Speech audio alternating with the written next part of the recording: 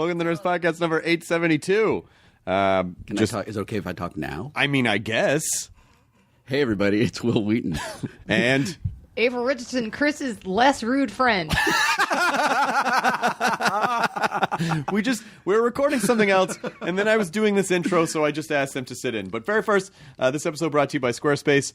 Whether you need a portfolio to showcase your work on the internet, or if you want to make a store to sell products and services, or a blog to share your ideas, well, you've written a weblog before. Yes.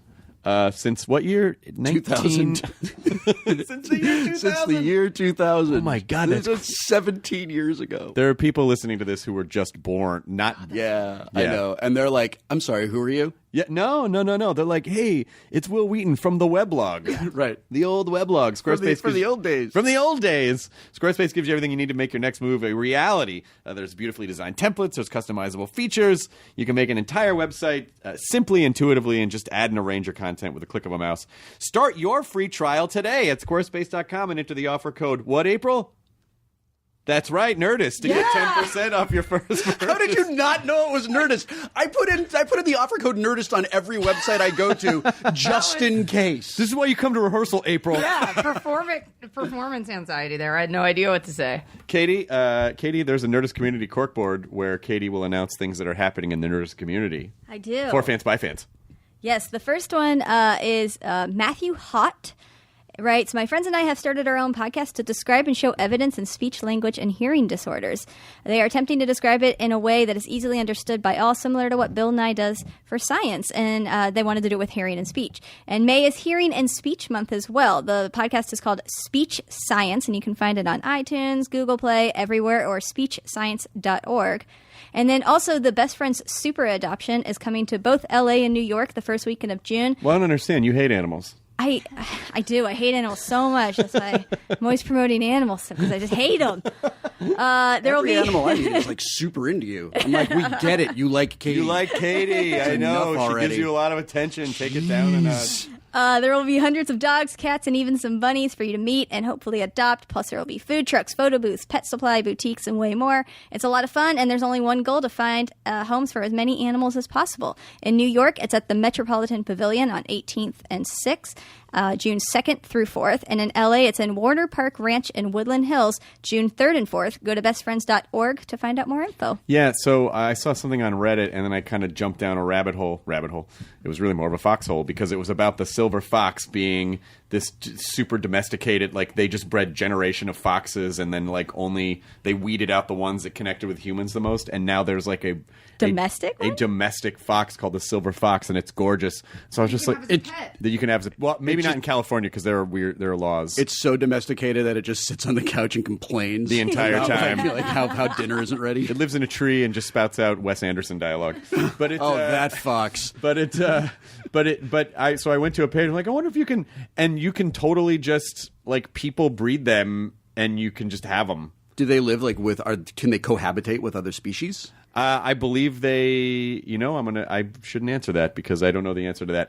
But I feel like, in my gut, this is maybe something you're not supposed to do. I don't think you're supposed to do that. It's a wild animal. Foxes? Fennec foxes are pretty fucking cute. But fennec foxes, if you ever watch videos of fennec foxes, and it's just like people just watching them run around like Superman circling the earth to turn it the other way. Like they'll just run around in circles and go, like they're super loud and they tear shit up. You know why? Because they need to live in the wild. I saw one at a zoo someplace, and it was the cutest thing I've ever seen in my life. I didn't know that they could turn the earth backwards, though. They can turn the earth backwards, to save the woman they love. I feel like maybe we should be mobilizing the fennec foxes of the world to maybe change time a little bit. I feel like that would be really good for us. They had to save the world from Fox Luthor. I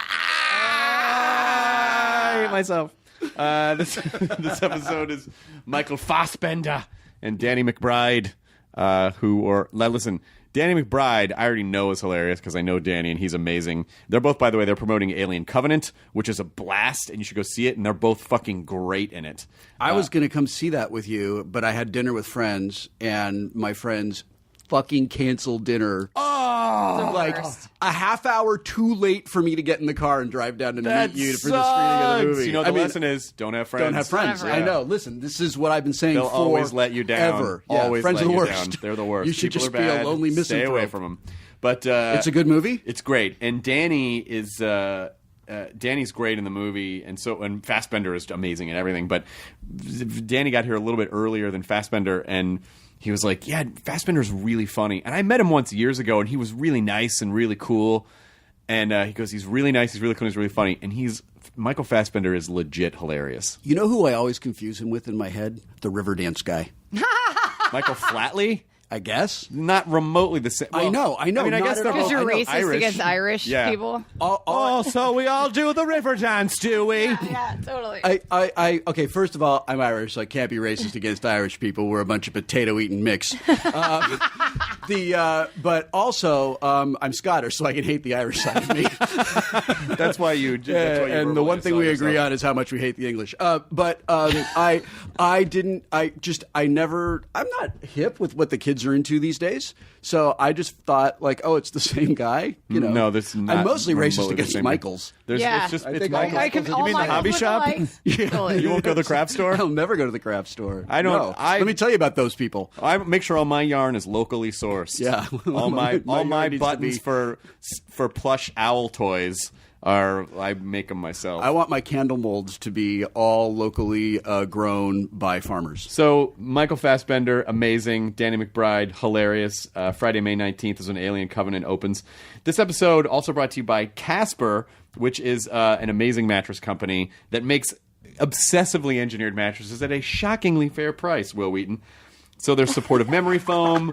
Wait, are you making a sideways comment about my bed that you've never been in? Well, the last one of my beds you were in was when you fucked the snake out of the cage. This is getting deep, and that was a very long time ago. This is an intro because this needs to be an episode. That was said. That was nearly 30 years ago, sir. If you want to hear the "fuck the snake out of the cage" story, you need to listen to the first time Will was on the Nerdist podcast from like 100 years ago. All right, I will. And that story, you will understand what that means. That actually does mean something. It does. All right. And there's a real story behind it that was one of the most terrifying experiences of my life. So would you say, like, that Casper mattresses fuck the snake out of the cage? Is that how good they are? I don't know if Casper would say that. I would say Casper the ghost is dead Richie Rich. I would say yeah, that. Of course you would say that, because it's true. It's all kinds of true. Casper mattresses, you can try for 100 nights risk-free in your own home, and if you don't love it, they will pick it up and refund you everything. They understand the importance of sleeping on a mattress before you commit, especially since you spend like a third of your life on it. So with over 20,000 reviews and an average of 4.8 stars out of 5, it is quickly becoming the internet's favorite mattress. Get $50 toward any mattress by visiting Casper.com/Nerdist. Use the offer code, what, April? Nerdist. Yay! Hey, if you don't like it and they come to pick it up, do they have a dude that like sits with you and you can talk it out? I mean, like, I had 100 terrible nights. I guess let me see if I can ruin your sponsor. If there's one thing I know, is it true that they're full of bees? It's one thing that I know about people who are delivering things is that they love to just take a break from their day and they like to sit around and chat, right? Time. Yeah. I want to say this about Danny McBride, please, because he grew up not far from where I did in Georgia. And his sense of humor, one of the funniest things I've ever seen in my life is during a season of Eastbound and Down, where he was yelling, and he does the best insults. Because when you grow up in the South, especially, being poor is like the worst insult you could say to a kid. You know what I mean? Like, you don't have cool stuff because you're poor. Right. And he yells at the guy, and he goes, "Where'd you get those clothes, Gap baby?" And it's just like, the fuck is it's wrong, and it's also what's wrong with that. It's just and the it's Danny greatest McBride thing. too. Yes, I always confuse him with Danny Zucker.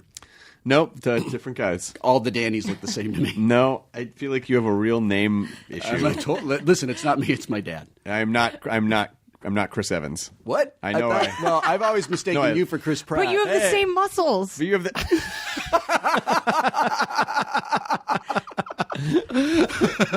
Well, I'm glad I tattooed the star on my chest. Red, white, and blue rings around it. What a great idea. Guys, I got to go do some reps. A body like this does not lift itself. You probably recover from all those reps in one of those fine Casper mattresses. Full circle. Wow, bringing it around. How about that? I'll post pictures of it on my Squarespace website. Yeah. Look at what we did it, guys. We did it! Yay! It's the end of the intro. Will Wheaton, Ava Richardson, me, Chris Hardwick. Katie, number 872, Michael Fassbender, Danny McBride, Rural Living. Now entering Nerdist.com.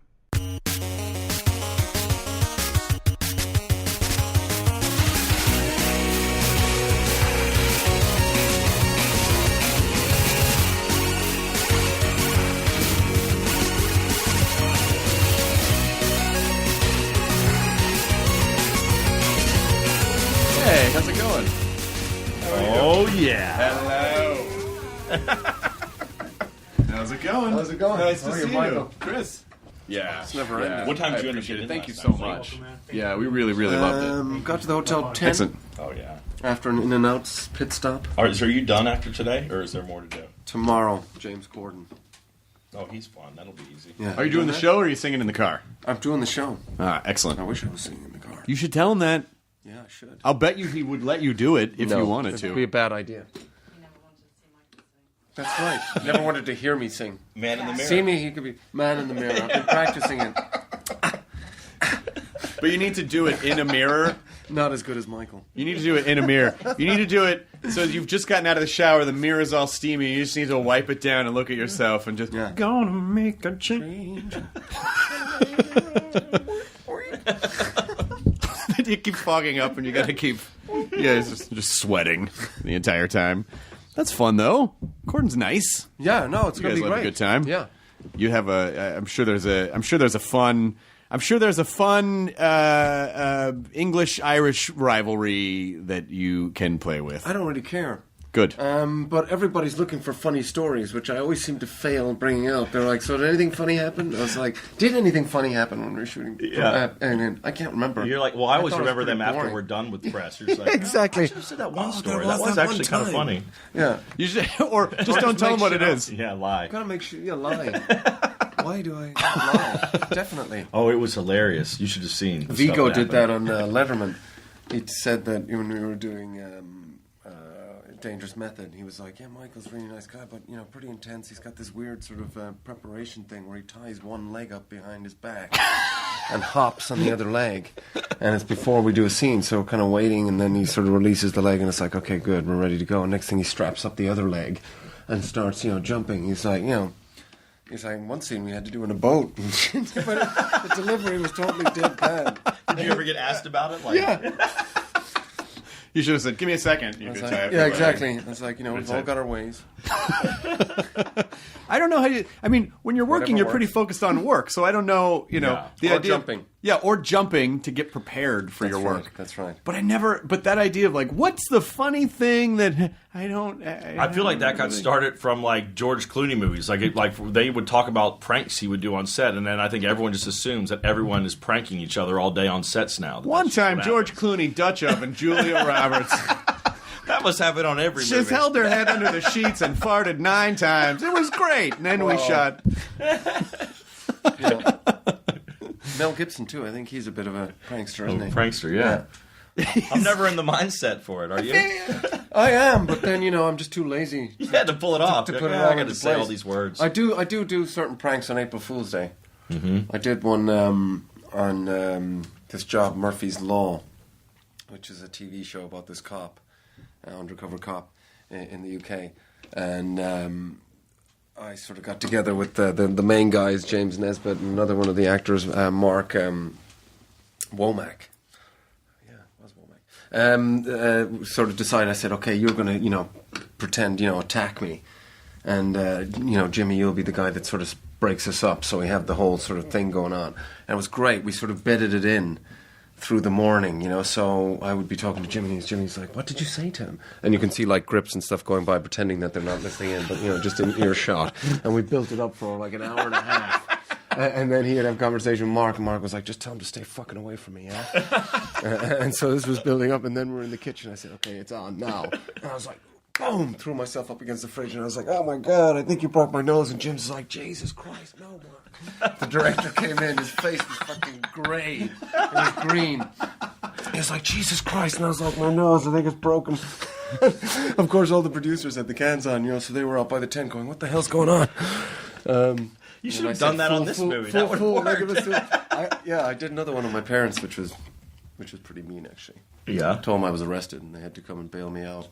And 10 grand. And That's extortion. That's not even a prank. Yeah. And production, I didn't want production to find out. I had to get to set. The funny thing, but you have to be careful with Anyway, stuff like that. I'm telling 'cause- that story on James Corden. Shit. I'm telling you on this one. But if you, That's my funny story. You got to save him. you have to be Don't have careful that many. though. You have to be careful though, because if nowadays if that gets out, then it's like then you just have to put out fires because all the press is like, oh, Michael Fassbender got in a fight. No, I should have followed it through and let it go all the way to TMZ. You know, I pulled the plug on it too early. That was the problem. You should have let it spitball and get bigger. Exactly. Yeah. Mm-hmm. Then it's a real April Fool. But the tabloids, they don't. I mean, I feel like people who get covered a lot by tabloids are the ones They who don't stick to the facts anyway. So it doesn't really matter. Well, listen, we're in an age where that doesn't fucking matter anymore. Sure, it it's doesn't like have to be tabloids. it doesn't have to be anything. It's like, oh, I saw a thing on the internet. That must be the truth because that's what I already want to believe. Great. Fucking who cares about anything anymore? Yeah, you know what? Just make up stories about the movie. Who gives a shit? That's what It's we're not gonna do. gonna. Absolutely. Yeah. It's absolutely not gonna. It's not gonna matter. Yeah. But it's so hard to the talk show circuit is tough because it's just like you have 7 minutes.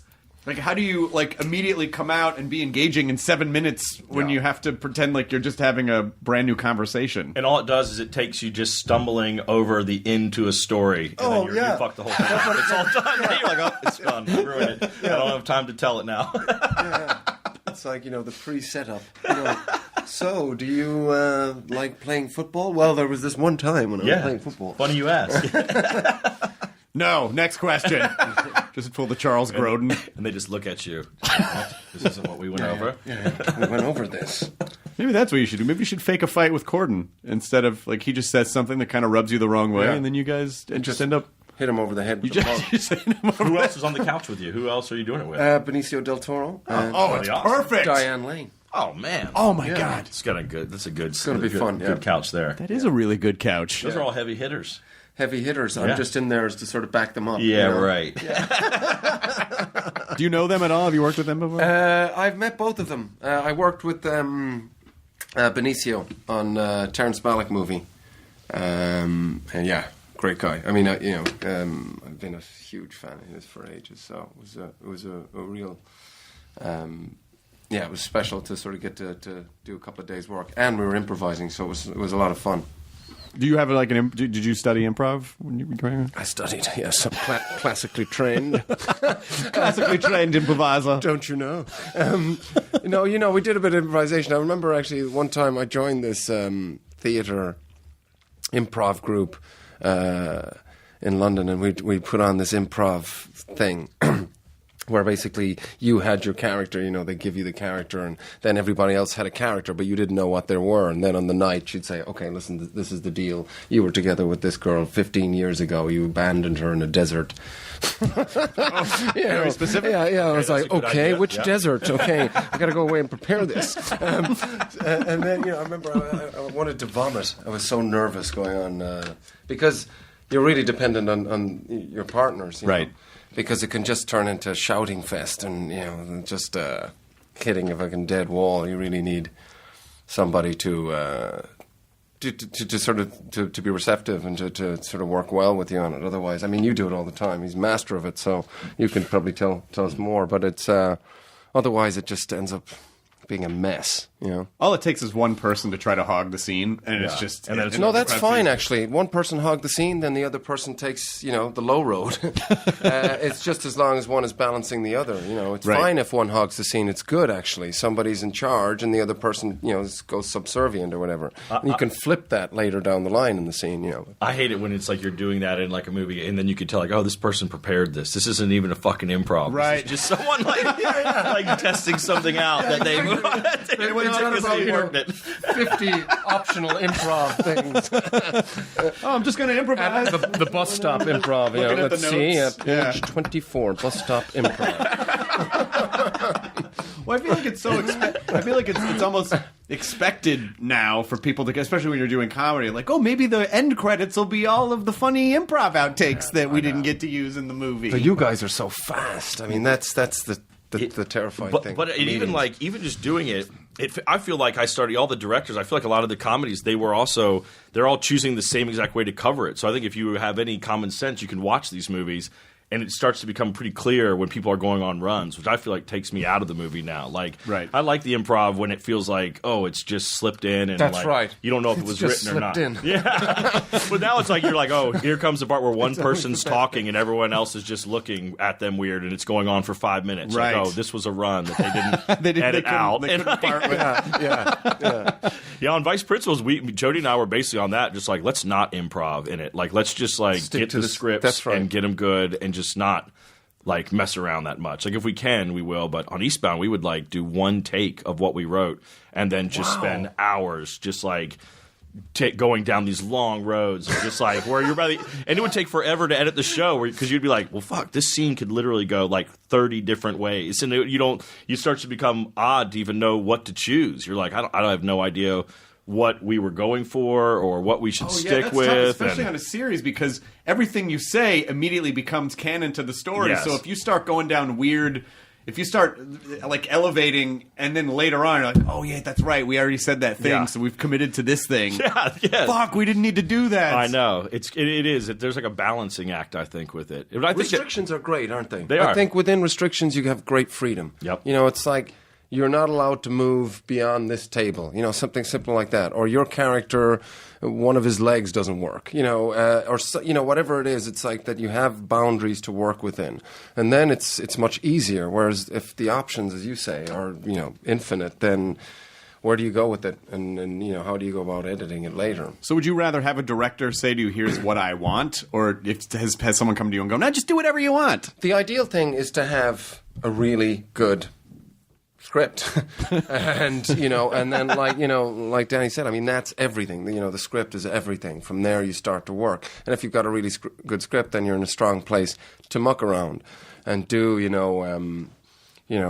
off the cuff sort of moments within a scene. Or actually one director I always remembered it, and I would use it if I ever directed myself. Andrea Arnold, she would do like a take, so we would do the scripted take. Then we do an improvised take. And that works really well, I find, with kids. When you're acting with kids, and sometimes when they have to learn a very, it's like this is the regimented dialogue, you can see that sometimes they freeze. And the young actress, Tyler, on this, she was so good improv-wise. It was hard to keep up with her. But when she was scripted, she would sometimes be very contained and sort of stiff.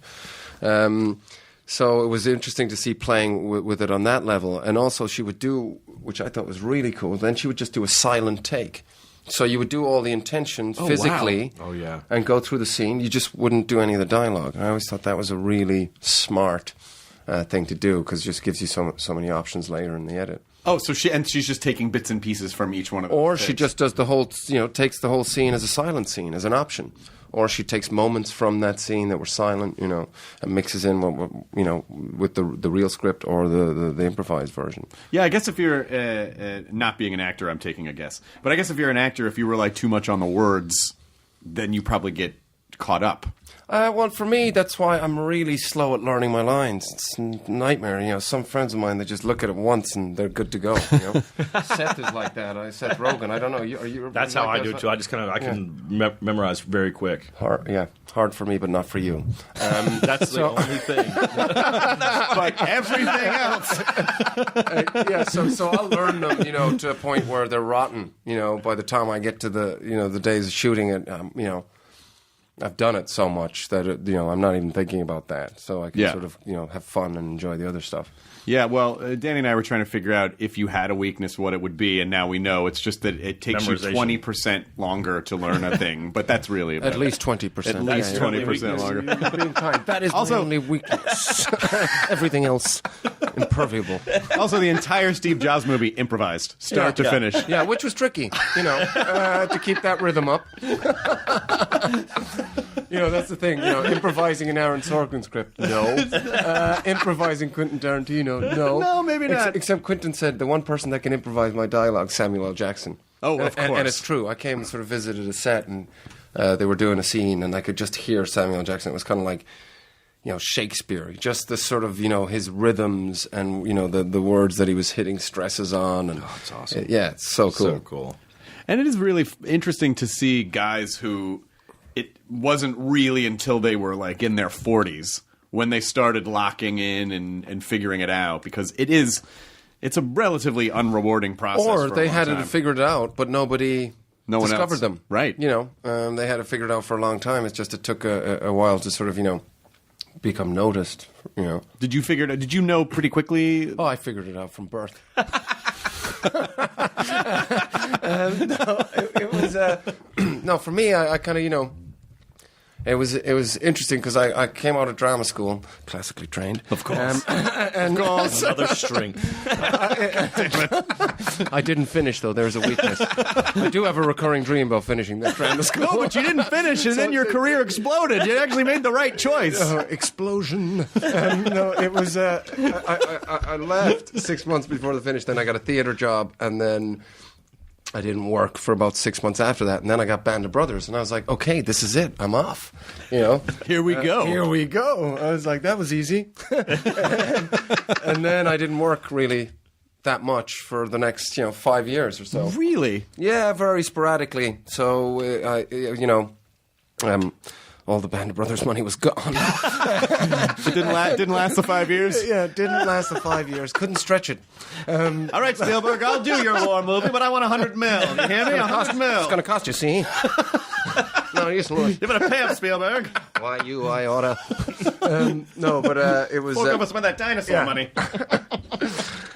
So, yeah, I was... I kind of did sort of odd jobs and stuff like that, and so... When I got an opportunity, around sort of 27, 28, I was just very sort of, focused in terms of if an opportunity came my way, I wasn't going to let it, pass me by. Yeah. I mean, I feel like focus is a great way to describe. When I see you on screen, I just go, God, he's just so fucking in the scene. He's so just flawless. It's the focus. It's the eyes. He doesn't blink. He may not be human. It's the non-blinking, and you got my secret. I was like, just don't blink. I learned that from the guy that played Jesus Christ. What was that film or whatever? He said, I'm just not going to blink as That's how Jesus. you do And it. I was like, so simple. Yeah, because Jesus' so eyes effective. probably stay pretty moist. He probably doesn't need to. He doesn't need Yeah. to. He's got the Holy Spirit. Yeah. He's Yeah. like, yeah. He just, got the there's Holy no, Spirit. he's always moist. He's moist with the power of God, is what it is. Hey, Deb, blinking. can you go just go through that door, and then on the other side of the bathroom wall is the thermostat, and you can just flick the air on. Oh, put the heat on. Let's get Did you it. turn the heat up? Turn it up. I just want to see what happens when three dudes just start sweating out of their clothes and slowly start just to... Hey, guys, it's a little warm in here. You guys feeling that? I feel kind of lightheaded. Hey, Danny, put your balls on the table. Yeah, they're pretty sweaty. I don't know if Look they're at this. This is really sweaty. We're sliding right off Funny, there. actually, talk about a funny story. Actually, this prop master, I was on another job, a television job. I think it was Poirot. Poirot. He's like an inspector or something. Like Inspector French Poirot. Sherlock Yeah, Holmes. French likes the sweet things. He's got the mustache. And the prop master came over to me and he was like, he said, "Look at this." He was like, "I just found this bird. This baby bird fell out of a nest in a tree." Here we go. And I was like, "Oh my god!" I was like, "Look at that!" And what he had taken was he'd taken his scrotum sack and sort of taken it out of his zipper and bunched classic. it up in his hand. That is a Yep. classic, yeah. Yep. It was the first time I'd seen it. Obviously, you guys have seen this before. Well, but I was thinking you could add the sound effect to it. As a bird egg is good. I've seen it as like, like I touch I have a tumor. Look at this. the American variation of Stroke it. it. Oh, I sat in gum, and it's just like squishy ball skin. Apologies. Gum does not look like testicles. Chewed gum sack. looks exactly like Whereas testicles. a little bird does. Looks just like a testicle. They get that all the time. It looks yeah. like, scrotum skin. And of course, in today's day and age, I feel like someone would be instantly fired for Yeah. sexually harassing other people. on You the can't crew. pull the bird joke Yeah, anymore. I got him fired. Good for Yeah. you. I was like, Good for that's you. disgusting. But that was You only need so to you could leave. steal the joke and do it to other people. Exactly. Yeah, That's right. There's your alien story. One time Ridley came into work and he said, "Look, I caught a bird." Yeah, Yeah. that's right. And Look at this alien egg. Yeah. Look at this little xenomorph look at this egg. fake. Look at this face hugger. Baby This little face hugger right here. Baby xenomorph. What do you think? I'm thinking about putting it in the scene. That's what he was dropping in the cement at the Chinese theater. Yeah, he was just he's going to have 2 hands and a nut is what he's doing. Just at the one nut? Walk of Fame. Yeah, one. just one nut. Yeah. That seems strange. Yeah. I favor the right. I favor the right one. It's stuck. Were you? Danny said you were racing Ferraris on a. Yeah, last weekend. Yeah, Nice. at Laguna Seca. Fantastic track. And yeah, just Ferrari Challenge, which sort of been running since 1992, basically sort of set up for clients of Ferrari to sort of go racing. Nice. Yeah, it was incredible. It was a real childhood dream of mine. So it was That's cool. fantastic. Yeah. What did you drive? It's the 488 Challenge. So it's the 488 streetcar, but it's a challenge version, sports version of that, track version rather. Is there? Were you a race car driver in a previous existence? I believe so. No, I just always loved, go-karts and anything with the steering wheel, so I couldn't wait to grow up so I could get my provisional license at 17 in Ireland. And my dad sort of let me drive the car when I was 12, sort of on the sort of little private road where I grew up. So I've just always loved it. And Ferrari reached out a couple of years ago and said, "Are you interested in joining this challenge series?" That's so badass. God damn it! They haven't called me. What the fuck? Hey, Danny, this is Chuck Ferrari. We'd like you to drive the Kia Soul this weekend in a race in Van Nuys. Would you mind driving Michael Fassbender? Sounds like fun, actually. Would you mind driving Michael Fassbender to the track? Can you pick him up at I'm there. Not too early. Not too early. Let him sleep in a little bit. Do you like cars, though? Are you? I do. I haven't had any desire to race them, but it sounds like it would be awesome. It's a very intense experience. That first time where you're actually in a race, and there's because you do the free practice, which is you go around the lap, you try and sort of find the right lines and sort of get your times down. But then when you're surrounded and there's 20 cars in the track, it's quite an experience. Is there anything about it where you feel like, oh, this could be the last thing that I ever do? No, I didn't feel like that at all. But crashing into somebody is, that's a very strong possibility. There are incidents, usually in the first lap and usually in the first two corners. So just trying to, not crash into other people, basically. Do you have to have a special kind of insurance to race, or is it just like the race's insurance? I think you just sign away your life. You're like, it's all good. It's Progressive pretty much covers like, you. Yeah, nobody's responsible except myself. Michael Fassbender crashes car, does 12 movies in 2018 that have nothing to do with anything. Yeah, that's how it is. But I feel like they know, like that. I think you're right. I think that must be insured by the concept of whatever it is they're doing. But I would be nervous if everyone else are not professional drivers and it's just like, oh, these are just all dudes who own them. That's right. That would make me nervous. I'd feel okay if everyone else was a professional driver, but not just a bunch of palookas out there like, oh, this isn't fucking hard. Yeah, but you know what? Everyone's really passionate. There. I gotta say, all the drivers and they're not professionals, but they take it pretty seriously, and obviously they don't want to crash either, right? Because it could take them out of the next race if they can't get the car repaired in time, or certainly take them out for that race weekend. So it's. But you have to keep your wits about you for sure. I feel like it'd be tough to go back to just driving at a normal speed after you know what it's like to open it up like that, and then you just start cruising in a neighborhood at 25 miles per hour. Feels like it wouldn't be as fun anymore. Yeah, directly getting into the car directly afterwards is a little dangerous. Stopping at a light or not. What is this shit? No, I don't get an erection driving anymore. This is no fun. What happened? I don't know. I mean, I don't know much about cars. I just know I like ones that look pretty.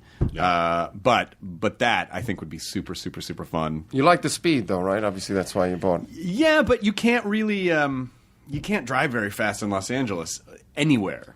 Because it's just a mosaic of traffic. Not at 5:30 in the morning. even so, like you think that, but then you get on the freeway and you're like, they're fucking doing construction now in the middle of the night, because of this mythical subway that's going to connect the entire city. But actually, you could take your car to a track and take it out there and give it a go and. God, I would drive it right into a wall. It's just not instantly. It'd be. I mean, I was like, my wife would be like, "All right, babe, I'll see you in a sec." Woo, crash. Someone rescue me. I just don't. I just feel I'm not. Anytime I try to pull off anything that's even remotely cool or dexterous in any way, it's just not. It's instant fail. You must have just some sort of an innate. I don't know what it is. That happens to me too. Trust me, like I've been surfing the last sort of 5 years, and it's just I make a fool of myself every time I go out there. It's very humbling. Don't laugh. No, no, it's a very humbling sport. I'll bet you look like an elegant seal, just an injured seal, flipping and flopping through the waves. An injured one. Are you ever concerned that any of your physical activities? It sounds like you don't really worry about it. Because, if you get injured, obviously, it's very hard to work. You know, the thing is, I've been working like crazy for the last 10 years, and I haven't really, you know, I've just done sort of, you know, a lot of sort of jobs back to back. So now this year I'm just doing stuff that, you know, I want to do outside of that. And yes, you know, you definitely, you know, you can get hurt in, I suppose, either of those things, but, you know, I mean, it's fun. What makes you so comfortable?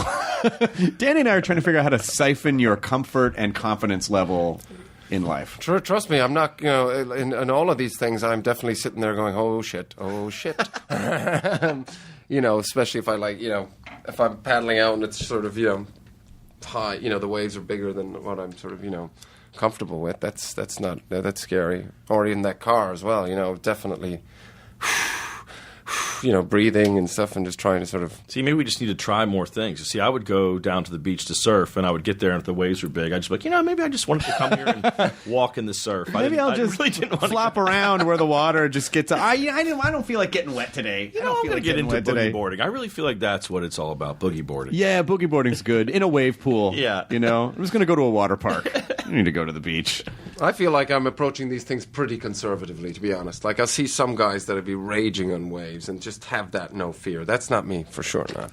That's called, like, being in your 20s. Yeah. Where you just, you know, it doesn't matter. It's like, oh, I got all the time in the world. Some big wave riders, you know, 50, you know. Larry Hamilton, but they started when they were young. It's like, I feel like in your 40s is a rough time to be like, yeah, I'm gonna start tackling the waves now. Never done it before, but it'll probably be the fine. problem. I started 5 years ago, you know, mid-30s. Right. A bit late. Right. So I'll always look like, you know, a guy that started at 35. You just turned 40. I just turned 40. Yay! It's nice. When did you turn 40? April 2nd. Oh, I turned 40 in December of last year. Wow, very nice. That's great. Yeah, we're here. Ah, it feels good. There's no more lying to yourself. There's no Now version it's just of acceptance. 40. It's all about acceptance. Once in my life. Like, now it's time to sing that in the mirror. Yeah, someone told me that, like, at 40 you feel better than you've ever felt in your life, and at 50 it's just shit. And I'm like, oh, man, why'd you say the second part? Yeah, so you just got 10 years. Yeah, just, 5 now. It felt like shit when I turned 40. I've never get bummed out about birthdays, but after 40 it was just like, this kind of feels gross for about 2 months. It was weird. I didn't like it. No. I didn't mind it. 38 Plus, you had the post-Christmas blues. You know, I did. It was all. It's shitty weather. Didn't get what I wanted. You're old. Yeah. I'm just like, I think my tits are getting bigger. This is weird. Guess I better just sit here and lick them while I'm on my back. The tits of a 40-year-old. This is gross.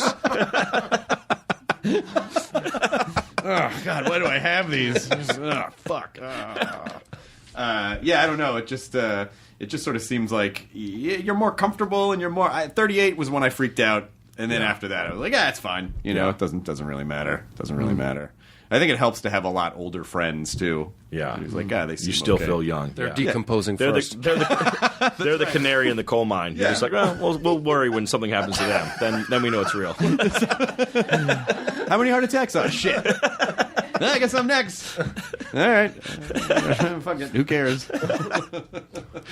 Are you already working on something else, or are you taking a break? Yeah, I've done nothing all year. It's been great. That's fantastic. Yeah. Are you good with free time? Absolutely. That's great. Not everyone is. Well, I guess, you guys work really hard over here in the States. You don't have many holidays at all. And so, I guess, it takes, for sure, it's not an immediate, position where I'd be like, okay, cool, I'm on holiday, I can relax. So usually, it takes maybe a week or two to sort of actually decompress and get into sort of not doing anything. Right. But then, most people here are back to work again. How many weeks off do you get in the States? Well, I think everything's different. But I think just for what we do, it's just terrifying to stop because it's so hard to create momentum. And once you do, you're just like, oh, if I take a week off, it's all going to fall apart. This is all going to be gone. So it, which is not the truth, but it just feels like it's just so hard to get things going that it just feels wrong to stop. Well, and like in this town, especially, anytime you drive around, I mean, it's like there's constant billboards. Everything's just reminding you about all the stuff other people are doing. Right. It's like, oh, man, they're making a lot of stuff. Look at all these new movies. Look at all these new shows. Then you don't live here, and you don't see those billboards. And you're just like, maybe they're not doing anything in Hollywood. Maybe everyone's taking my pace. This is good. Is that why you're moving back east? Yeah, so I don't have to look at billboards of Netflix shows. Had to escape the billboards, man. I'm sick of seeing all these goddamn Amazon Prime shows. Fuck it. God damn it. Where are they doing? How are they making everything? YouTube Red, what the fuck is this? What is this? There's too many platforms. There's just too many platforms. What do you want to do still? What do you want to do that you haven't done yet? Surf and race. Well, you're working up to it. I'd like to direct, I gotta say. At one point, I'd like to try that for sure. What type of movie do you want to direct? Something small. Yeah. Yeah. So yeah, I don't really know what, or I don't have anything particular in mind.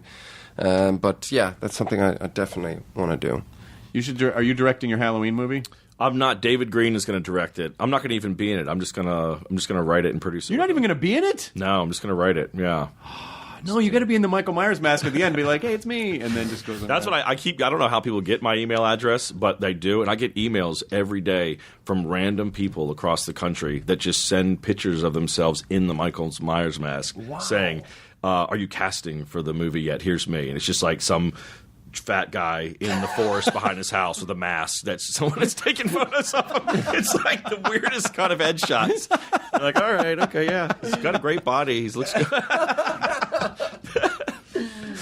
Now Michael has to take a picture in a mask and email it to you and go, hey, what do you think? Yeah, I've sent mine in. Michael Myers? This is pretty scary. So how did they find you? I have no Danny clue. McBride at me.com. Yeah, it's impossible. Why would they email to crack? How would they? Or Gmail or Hiding in Yahoo. plain sight. Or right there. There's just a few combinations, and then you find me. Yeah, That's all it is. yeah. Danny McBride 2. Oh, it's not clever enough. Not clever enough. Do you? It's this type of movie. This movie that you want to direct. Is it dramatic? Is it funny? Is it?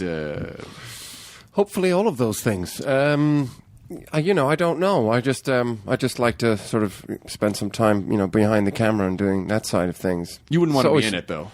I wouldn't want to be in it, but sometimes, to get it made, I might have to be. Sure. Or if it works out that way, I'm, definitely not adverse to it. I just want to get the opportunity to try doing that. Do you ever feel oppressed by the amount of choices that I assume that you have? I mean, it's like if someone goes, hey, you can do anything, there's all these different types of movies you could do. How do you know which one to do? I don't, and it's hit and miss. You just sort of read something and respond to it. And then, I'll talk to sort of, the both my agents, one in the UK and one here, and we'll sort of discuss it, and then I'll go away and think about it and just make a decision.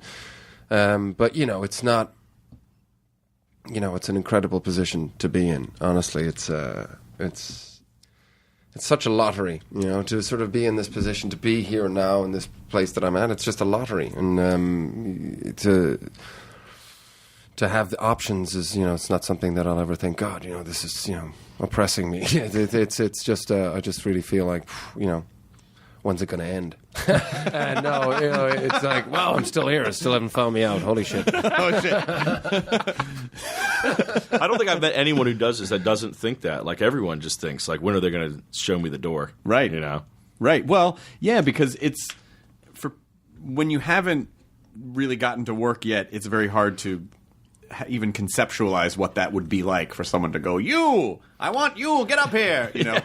And then a lot of time, and the reason I use the word oppressive is because I think people get so in their heads about stuff, and you can get super fucked up if you're worried about when are they going to find out? When are they going to? Because then you're just not enjoying any of the stuff when it's happening. Yeah, that's torture. I think, just the thing is to,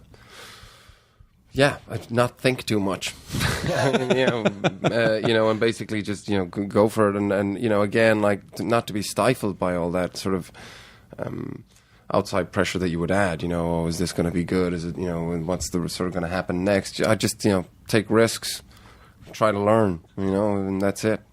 And if somebody pulls the plug, then I had a good run, I had, no, seriously, I had like really sort of proud and very happy that I got to work with the best people in the business. You know.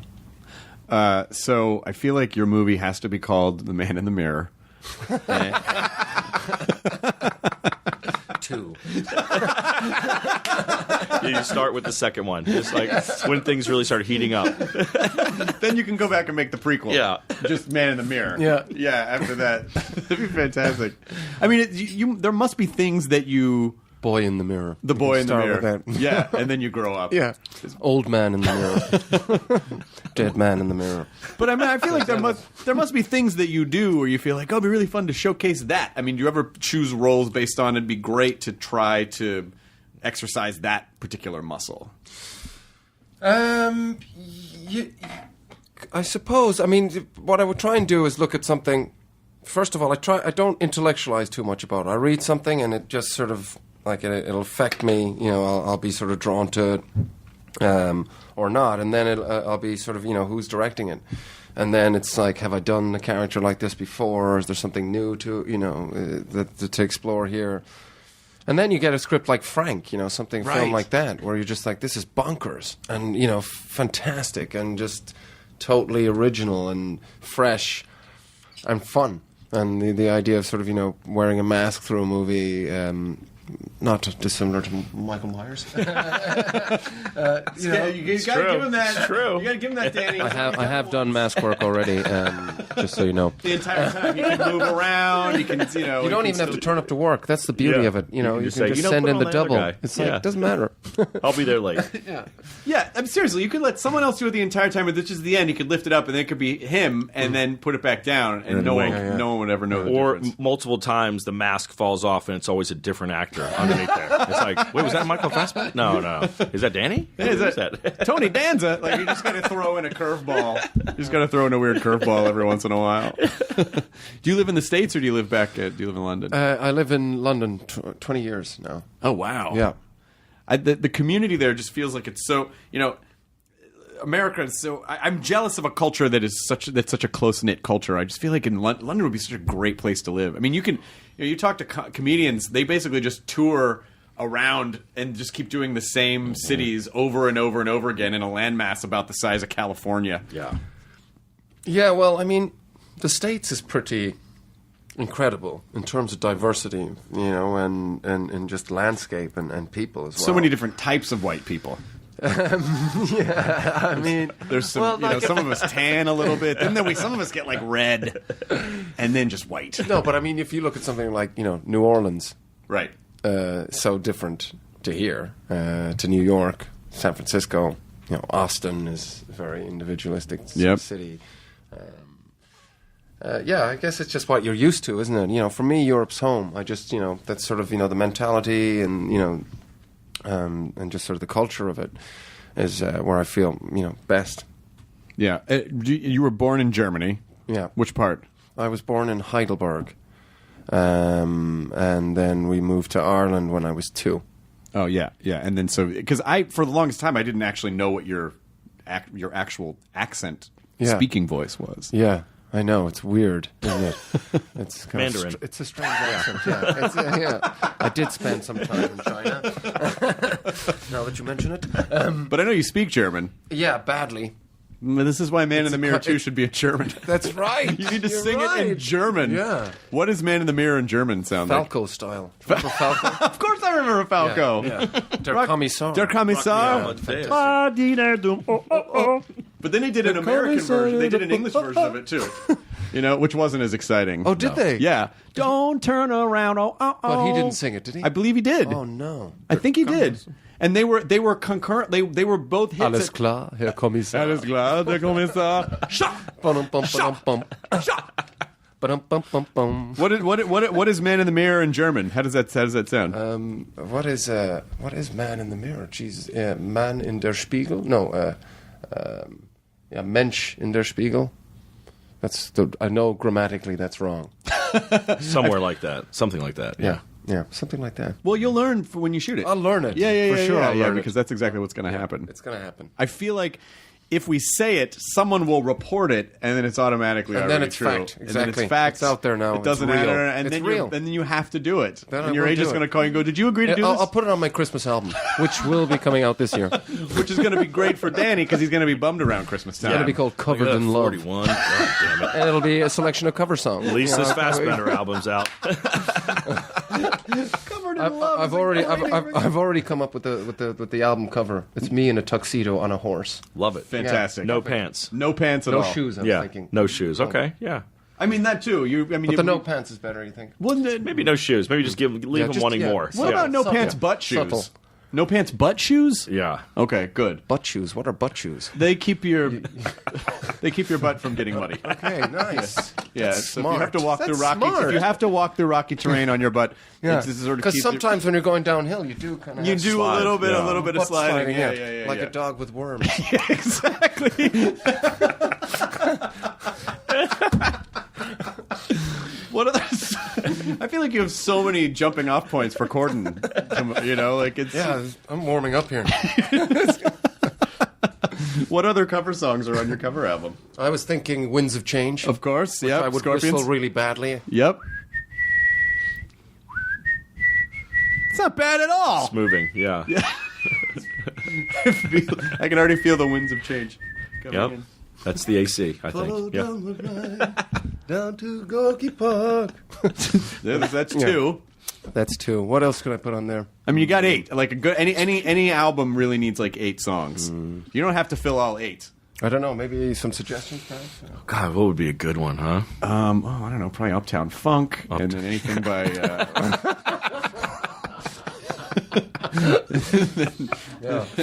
And probably the theme song to Keeping Up Appearances. I could do With or Without You, You Too, but in opera style. That'd be great. That'd be Yes, great. yes. You already got the accent for that one. Yeah. You totally could There's do going to be that. genres for each of them. And then anything by Gordon Lightfoot, maybe The Wreck of the Edmund Fitzgerald, or Me and my wife always sing like 9 Inch Nails songs to each other, but in like a sweet voice, just like, you know, I want to fuck you like an animal. You do that. I like that. I like that. I wear this crown of shit. in nursery rhyme style. That's how we put our babies to sleep. This is the first day of the last day.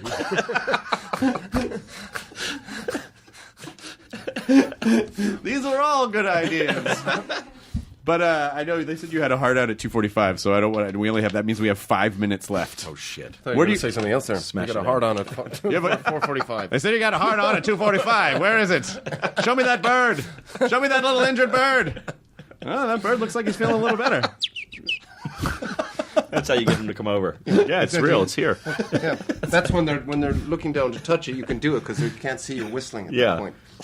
You hear it? And then Look closer. Oh my god! now I think the best reaction to that is just pretend like you think it's a bird the entire time. Oh, yeah. Oh, that's great. Where did you find him? Until the guy realizes he's just an adult man with his balls in his hand, and then he has to like, And then shake their hands. and Hey, then welcome. shake their hands. Yeah. Or if they get upset about it, when they look up, you just slap them across the face and just like, how dare you? That's right. Confusion you. is the best Yeah. option. What just happened? Confused. That's right. If I want to take should my be balls out, I ashamed of just yourself. take them out. I don't have to make a sketch out of it. I don't have to make a play. I don't have to make a weird ball play. I just take them out. Perfect. That's like the Billy Connolly sketch where he's caught like masturbating, and the first thing you're supposed to say when somebody catches you in a compromising position like that is like, "I'm glad you're here," You invited this. and then you have to tell them that a spider has fallen down your pants. You're trying to shake it loose. Is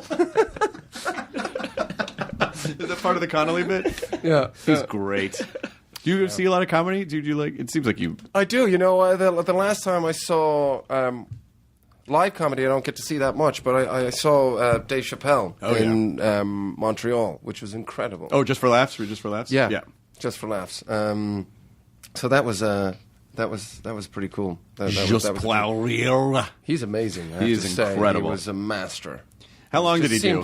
It seemed like he was improvising, actually. I mean, I don't know how much of that... That's what you can't tell, is that he'll just light up a cigarette on stage. That's right. And someone will shout something, he'll just start talking. Yeah. Like, was this written? Is he just... Because everything just comes out so perfectly formed. Yeah, and so pretty brilliant, yeah. nonchalant. Yeah. It was excellent. Yeah, really enjoyed it. Almost upsetting to like, fuck. Yeah. Someone can do that? Why would anyone ever do it now? What's the point? There it is. That's the perfect incarnation of that thing. And we were talking about it yesterday, weren't we? Eddie Murphy, Delirious. Oh, it's so good. Yeah. Yeah. Is it the that one's got the poop shark. Goonie Goo Goo. Goonie Goo Goo. I think Goonie Goo Goo was Falling down the stairs. I think Goonie Goo Goo wasn't Goonie Goo Goo in Raw. It's in Delirious. It's when he's like talking about the G.I. Joe underwater. Oh right. Yeah. Oh right. No, I'm sorry. Okay, no. Umfufu is in Raw, where he marries. You got to get those words. He's like, right. I just pulled your That's ass the off half. the zebra. Yeah, half. I want half. Yes. I mean, that was an incredible time to go see like stand up in a movie theater. I remember seeing both of those like in a movie theater. Yeah. But it's just not, now you don't need to, unless you're Kevin Hart. Yeah, then I you can guess, do it. but no one leather else. suits. Yeah. Who else did you, if you liked Eddie Murphy, who else did you like? Richard Pryor, I'd say, would be absolute favourite. Bill Hicks. Yep. At the moment, Louis C.K. Yep. Keep going, okay. Yep. Cut to 3 hours later. Shecky Green. Keep going. I feel like I want to see you do more comedies now because you're obviously funny. So why? I don't know. Yeah, I'd love to. I'd love to give it a go. But again, I find I guess I find it's such a hard genre. I mean, really, out of all the genres, it's kind of one of the hardest because a drama is a drama. You can't question that. You're like, well, that wasn't a drama. but I mean, Wasn't very dramatic, was it? That's not drama. How many people died? That is not drama. I know drama. But comedy, if people aren't laughing, it's not a comedy. Yeah. Right. And I guess you get the same thing for a horror or a thriller, but it's... Yes, the audience can turn on you in those genres. Like you can tell when you're in there, like, ooh, people are not liking this. Yeah. With the drama, you've got an you're immediate measuring stick. I mean, it's like...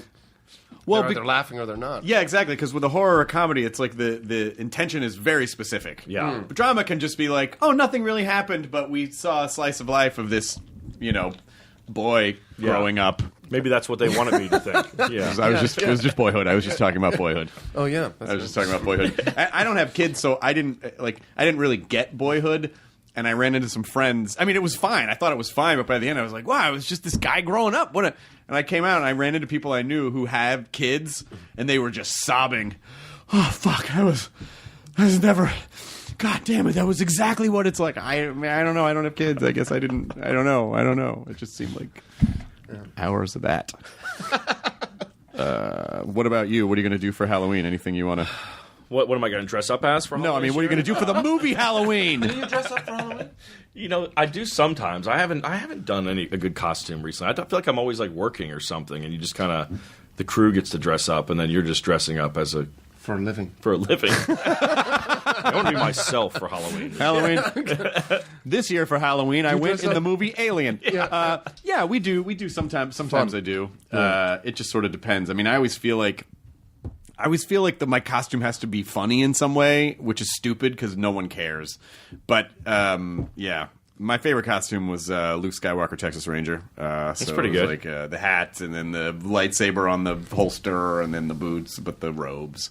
I had like a go-to for a few years where it was between like a monkey mask and a tiger mask, and then you just wear a Hawaiian shirt and you just go as a party animal. That's like what is Nice. That's it. And you just God alternate damn the it. heads out. Yeah.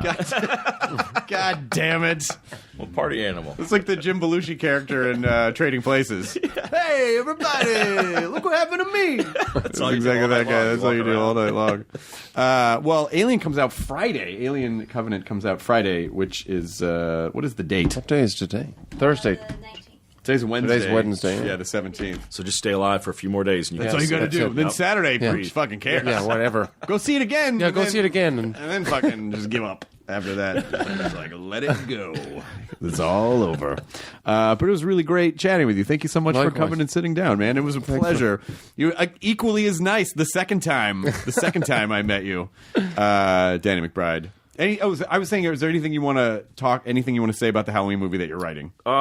Just that I hope we don't fuck it up. That's the main thing. I hope that is the mantra, isn't it? That is the mantra. We're working very hard not to do. Yeah, so we'll see. Yeah, we're just stripping it down and trying to not make him, Michael Myers Frankenstein, which I think is like what happened in like the later sequels of it. He just became where he was like indestructible. Right. And he's not scary anymore. So we're trying to make him real. I think you mean like Frankenstein's monster? Nice try. Frankenstein had a monster? Yeah, nice try. 1% Rotten Tomatoes already. You said Frankenstein, not Frankenstein's monster. You make him like Frankenstein, he's just this mad scientist. Yeah, we don't want to make him like a scientist. We're trying not to do that. That's been something that's really bothered people. Yeah. Making Michael Myers like a scientist. You just want to make him like an indestructible beast. With a Bunsen burner. Yeah. Doing he's just trying to get those kids to shut up so he can finish his experiments. Yeah. One night a year, you guys are so fucking loud and knocking on doors. I'm doing physics. You can use magnets that. here. If you want to use that. Fucking magnets. How do they work? Thank you. So thanks for getting that. Appreciate that. Alien Covenant, May 19th, Friday. Go see it. Danny McBride, Michael Fassbender. I imagine that's the way it has to be said, right? Absolutely. Michael Fassbender. Louder. Louder. More intense. Yeah.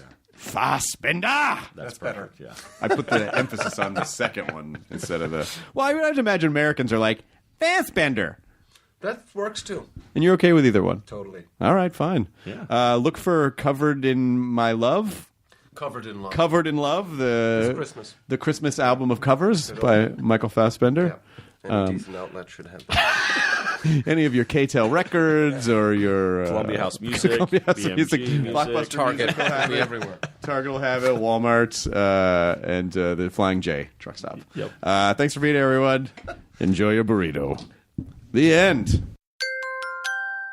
Now leaving Nerdist.com. Enjoy your burrito.